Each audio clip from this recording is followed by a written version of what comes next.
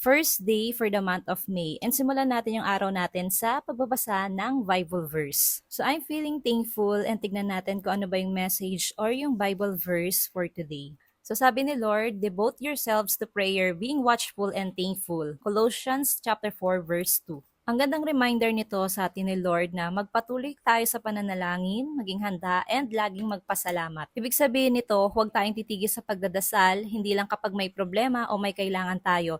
Dapat araw-araw, kausapin natin si Lord kahit simpleng kwento lang o pasasalamat. And nire-remind tayo na maging handa. Ibig sabihin, maging alerto tayo sa mga nangyayari sa paligid natin.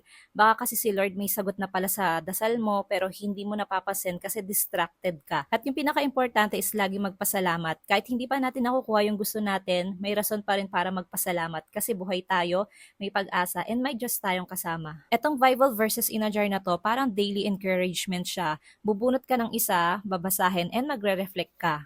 Pwede mo itong gawin pang personal mo para may daily reminder ka ng salita ni Lord. Pwede mo din itong ipangregalo, lalo na kung gusto mong i-encourage yung isang kaibigan mo. And pwede din siyang pang family bonding. Bunot-bunot kayo every morning or gabi, tapos share ng thoughts. Isang verse a day, pero pwede niyang baguhin yung mood mo sa buong araw.